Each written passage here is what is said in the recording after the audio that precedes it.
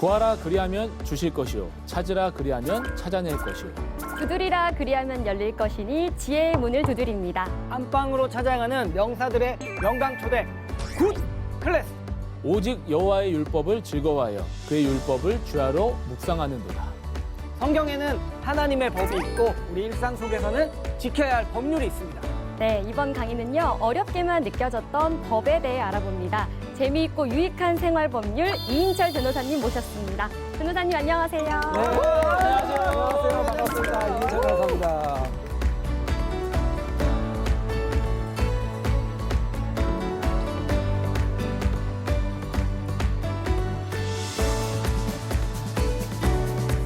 안녕하세요. 반갑습니다. 이인철 변호사입니다. 네. 저도 이제 교회를 다니는데요. 이제 교회 다니시는 분들은 사실 어떻게 보면 법이 필요가 없어요. 착한 사람들만 있기 때문에 법이 필요가 없는데, 근데 착한 사람들도 법이 이제 필요할 때가 있습니다. 사실 법률 하면 여러분 어떤 생각이 드세요? 딱딱합니다. 딱딱하고 어렵다. 어렵다. 그리고 또 재미가 없죠. 재미가 없는데 사람은 저마다의 달란트가 있다고 하잖아요. 저도 이제 저의 달란트가 뭘까? 하나님께서 저한테 주신 재능이 뭘까 생각해 봤는데 그 어려운 법을 여러분께 좀 쉽게 전달하는 그런 능력이 좀 있는 것 같아요.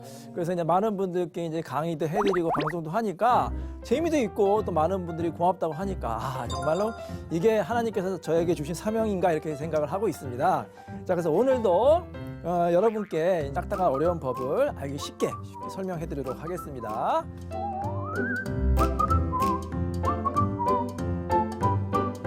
여러분 혹시 법원 가보셨어요? 법원. 저는 아직은 안 가봤어요. 안 가보셨어요? 네. 축복입니다. 법원 안 가시는 게. 우리가 살면서 뭐 법원, 경찰서 안 가는 게 좋은데, 근데 부득이 이제도 가야 될 일이 있을 수가 있어요.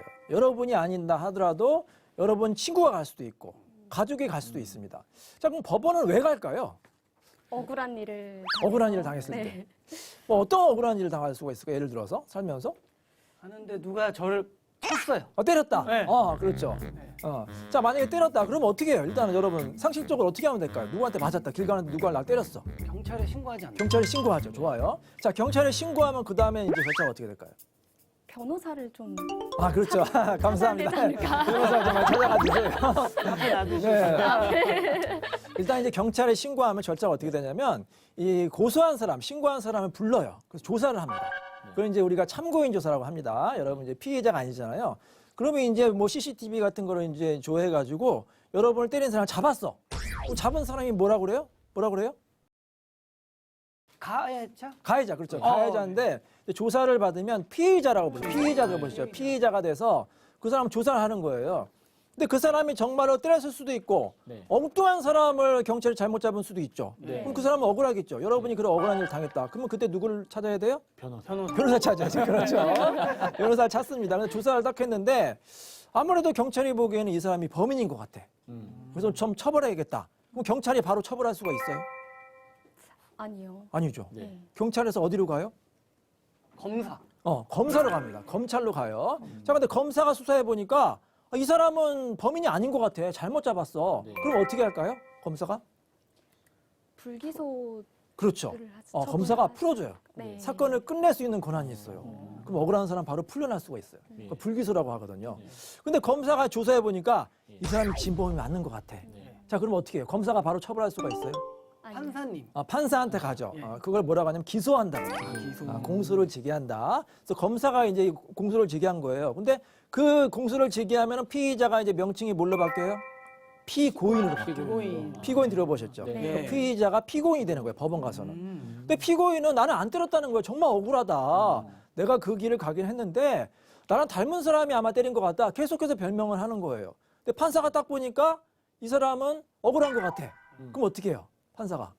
이 사람이 이제 구속돼 있어. 무죄. 무죄 판결 내리면 이 사람 바로 풀려나는 거예요. 아. 사실 법원이 막강한 권한이 있는 거죠. 네.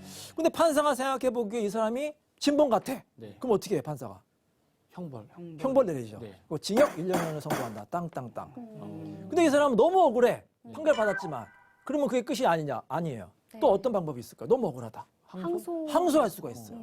항소하면 고등법원에 보통 항소하거든요. 근데 고등법원 갔는데도 고등법원 판사가 이 사람은 진범인 것 같다. 또 이제 영향을 내려요. 자, 징역 1년. 근데 이 사람은 너무 억울해. 그럼 마지막으로 뭘 할 수가 있어요? 상고할 수가 있어요. 대법원에. 역시 잘하시네요. 공부하셨네요. 자, 근데 대법원에 가면은 뭐 법정에 출석하는 게 아니라 이제 대법관들이 이제 서류만 보고 이제 판단하는 거예요. 그래서 서류만 보고 이 사람은 진범 같다. 그래서 이제 형이 확정이 됐어요. 그럼 이 사람은 교도소로 가겠죠. 근데 이 사람은 정말 분이 안 풀려. 내가 정말 진범이 아닌데. 또 할 수 있나요? 상소를 또 할 수가 있네요. 여러분 재심이라고 들어보셨어요? 아, 재심. 뭐 영화도 영화도 나오고. 있었네. 네. 근데 예를 들어서 어떤 목사님이 이 죄인을 봤는데 이 죄인은 너무 억울한 것 같아. 그래서 구명 활동을 하신 거예요. 이 사람은 억울하다. 그래가지고 여러 뭐 학자들, 이제 변호사들이 이 사람이 억울한 걸 밝혀가지고 재심을 해가지고 풀려나는 경우가 가끔 있어. 그러니까 여러분이 정말 억울하다고 하면 항상 기도 열심히 하시기 바랍니다. 자, 이런 이제 범죄는 굉장히 예외적인 거고. 우리가 일상생활에서 더 많이 발생하는 게 이제 그 민사적인 재판, 민사재판 많이 들어보셨죠? 예를 들어서 여러분이 친구한테 돈을 꿔줬는데 네. 친구가 돈을 안 갚아.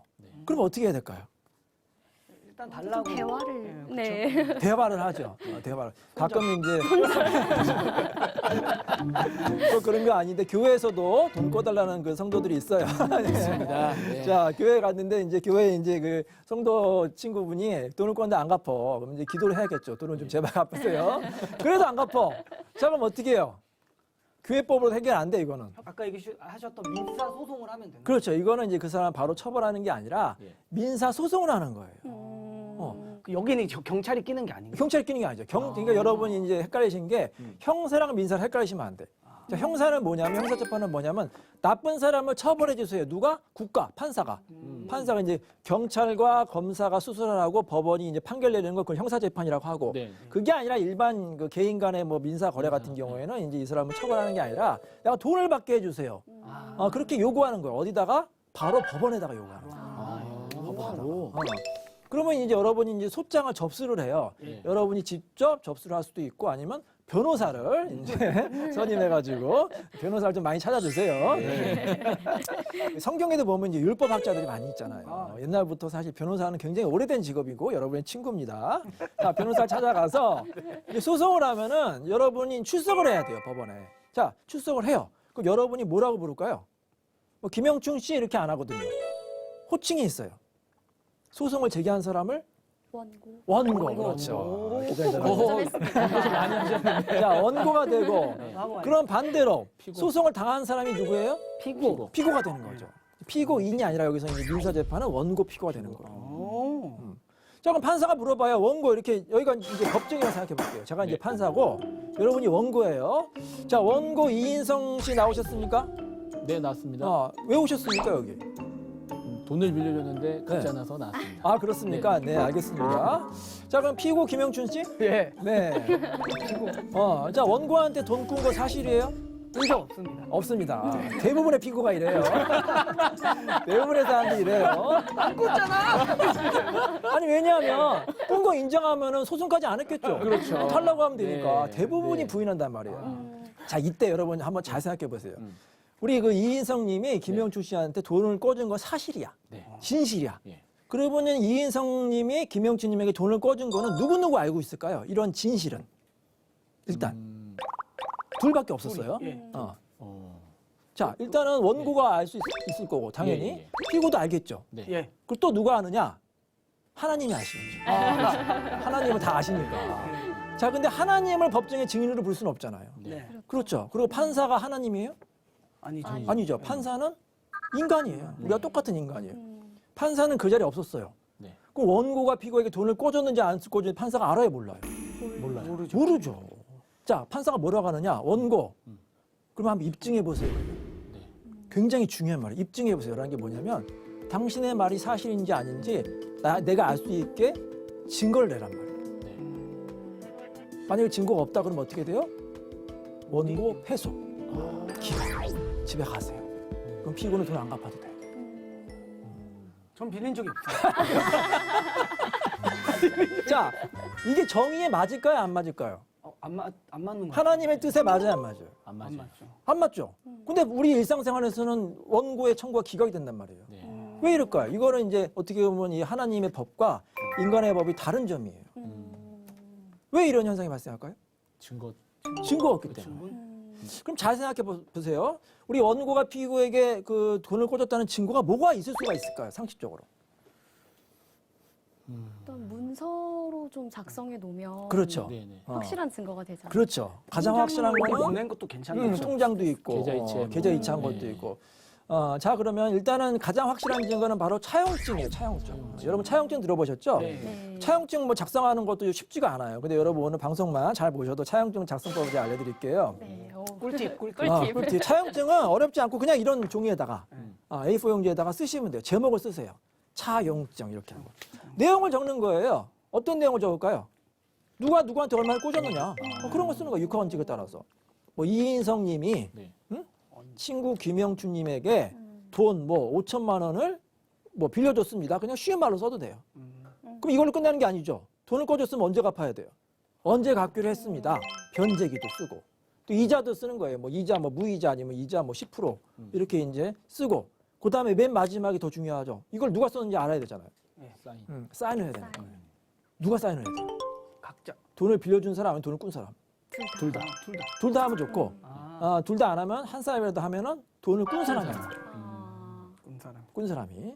가끔 어떤 사람은 돈을 꾼 사람이 사인 안 하니까 돈을 꿔준 사람이 자기가 그냥 사인해버려. 아무 소용이 없어요. 이 증거는 항상 의무자가 써야 되는 거예요. 상대방이. 상대방이. 잘못한 사람이. 자, 근데 우리나라 사람 특히 이제 인간관계 때문에 이런 차용증 같은 거 잘 안 받잖아요. 네. 그렇죠. 다른 증거가 있어야 될 거 아닙니까? 자, 그럼 아까 말한 그 통장 이체 내역이 증거가 될까요? 되지 않을까요? 힘들 것 같은데요. 왜 될 것 같아요? 그 어쨌든 제가 이제 이렇게 이체한 사실이 있죠. 확실하게 확실하게 이제 있죠. 이렇게 눈으로 보는 증거가 있으니까 이게 아마 증거가 되지 않을까. 원고가 이제 증거를 저한테 낸 겁니다. 네네. 그래서 아까 그 재판에서 이제 그 통장 인권을 딱 했어요. 네. 자, 피고 한번 변명해 보세요. 그거를. 저는 그게 빌린 게 아니에요. 그렇죠. 아주 잘하시는 게 네. 빌린 게 아니래요. 너가 줬잖아. 것 같은데. 대부분 이렇게 변명해요. 통장을 냈지라도 꾼 게 아니래. 그냥 뭐 예를 들어서 뭐 그냥 투자 받은 거라든지 아니 남녀간에는 뭐 그냥 좋아서 줬다든지 여러 가지 변명을 할 수가 있어요. 그렇네요. 왜냐하면은 돈이 누구한테 갔는지만 나오지 용도가 안 나오잖아요. 네. 그럼 어떤 분이 이렇게 물어봐요. 변호사님 그러면 내가 꽂을 때 요즘에 이제 인터넷 뱅킹이나 폰 뱅킹 할 경우에는 글자를 뭐 5글자인가 6글자까지 적을 수가 있잖아요. 그러면 이제 꽂은 사람이 내가 영춘이에게 꽂은 돈 이렇게 써서 줬어요. 네. 통장에. 예. 그게 증거가 될까요? 꽂다고 썼는데. 꽂은 것. 불충분하지 안 될 것 안 될 것 않을까요? 안 될 것 같아요. 왜 안 돼요? 내가 썼는데. 본인이 쓴 거기 때문에. 그렇죠. 예. 차용증을 제가 채권자가 쓰면 아무 소용이 없다고 그랬죠. 네네. 채무자가 쓰면 마찬가지. 통장에 내가 썼기 때문에 상대방이 뭐라고 변명해 또? 안 되는. 내가 그거 안 쓴 거다. 네가 마음대로 쓴 거 아니냐. 맞습니다. 자, 이럴 수는 있어요. 근데 채무자가 이자를 보낼 때 그때 채무자가 이자라고 만약에 써서 보냈다. 그건 증거가 될까 안 될까요? 될 것 같습니다. 그건 되죠. 채무자가 썼기 때문에. 채무자가 그러니까. 쓰면. 그러니까 스스로 의무자가 인정한 거는 그 증거가 되는 거예요. 아시겠죠? 네. 자, 그럼 다른 증거 또 뭐가 있을까요? 통장도 만약에 없다. 현금으로 주고받았다.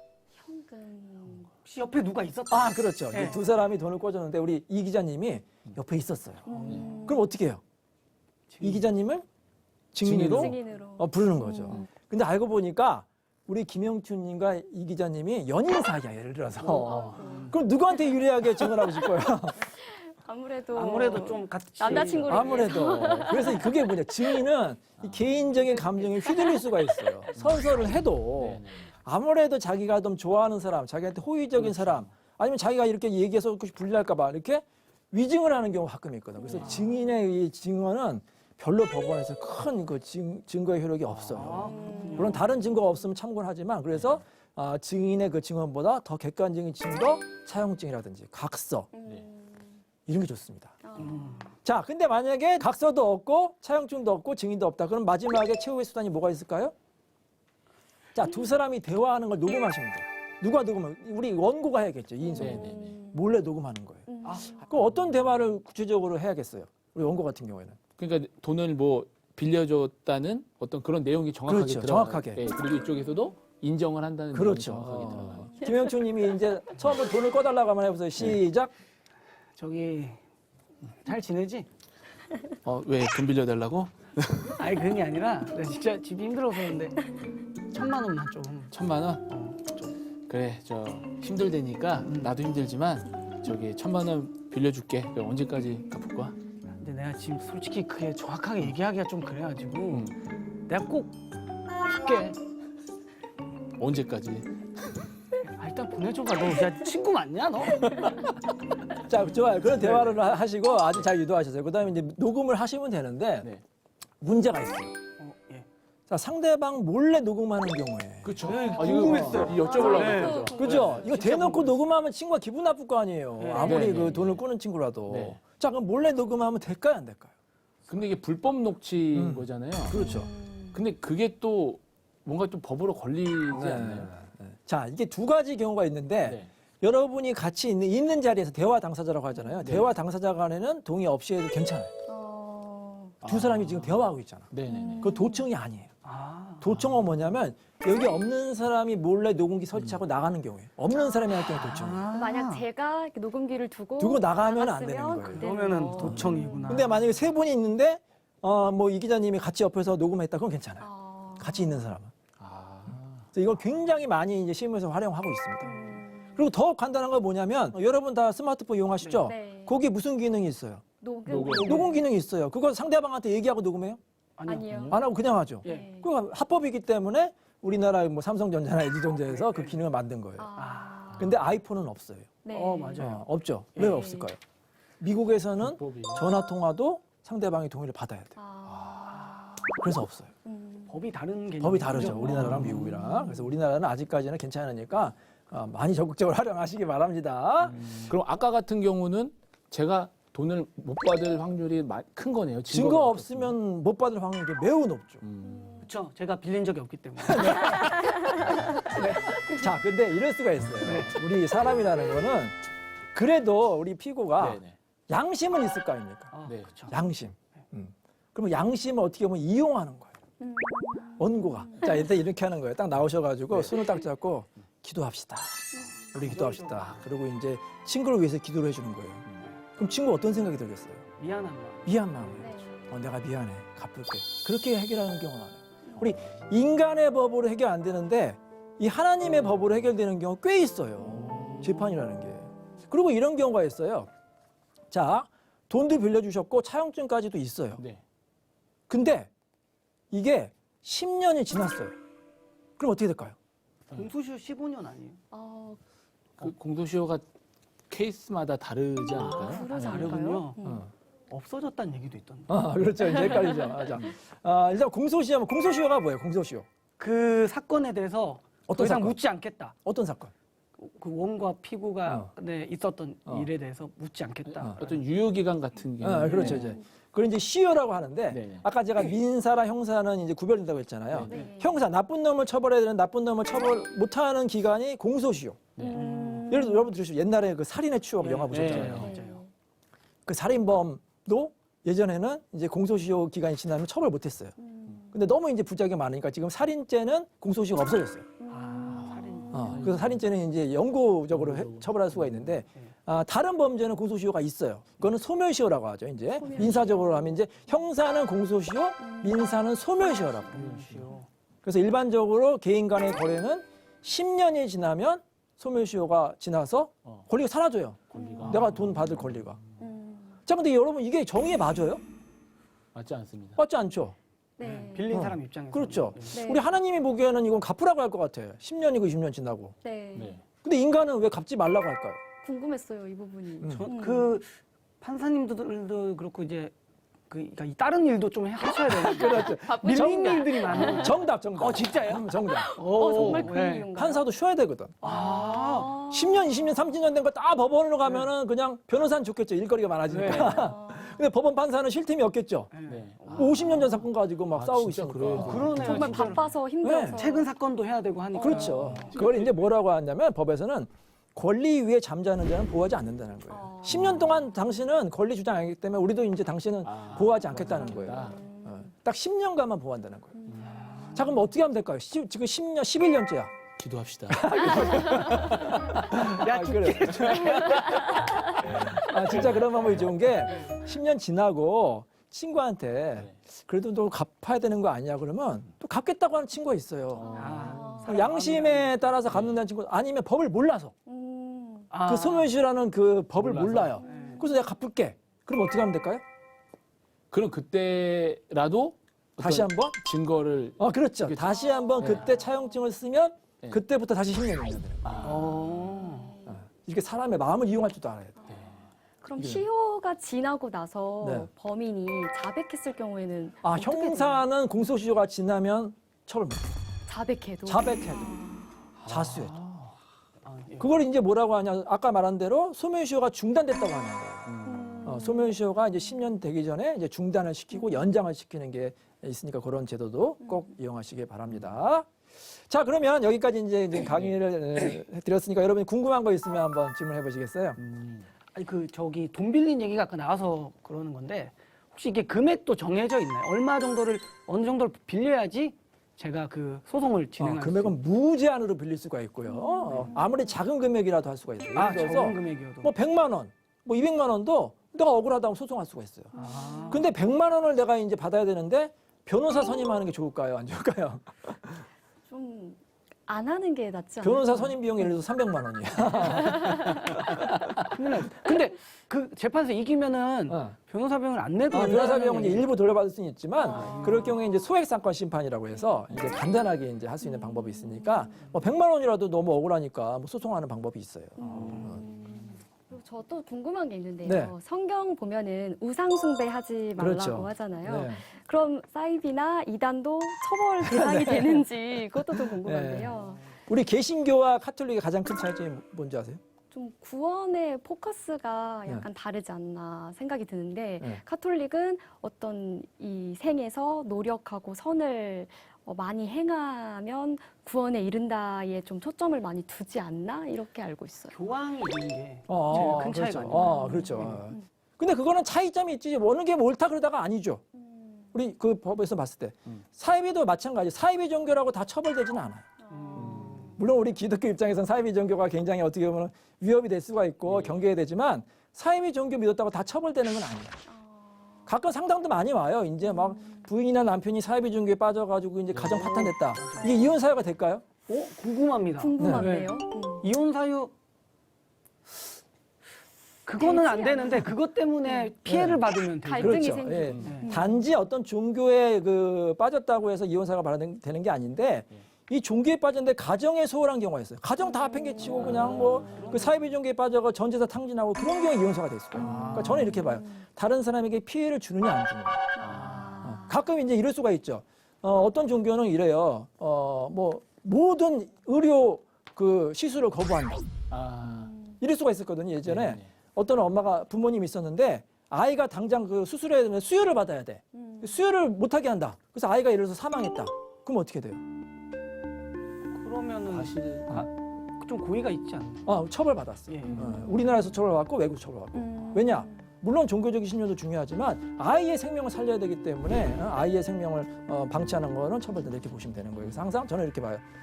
다른 사람에게 피해를 주냐 안 주느냐, 피해를 주면 사이비 종교라고 생각이 되고 현행법을 위반하면은 아무리 종교라고 하더라도 처벌받을 수 있다고 생각이 됩니다.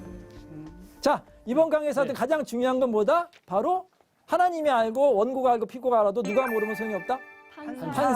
판사, 검사, 경찰이 알게끔 우리는 뭐를 준비해야 된다? 증거가 가장 중요합니다. 그래서 서면도 좋고 시청각자를 꼭 기억하세요. 네. 눈에 보일 수 있고 귀로 들을 수 있는 그런 증거들을 꼭 준비하셔가지고 여러분 억울한 일 당하지 않도록 하시기 바랍니다. 감사합니다. 감사합니다.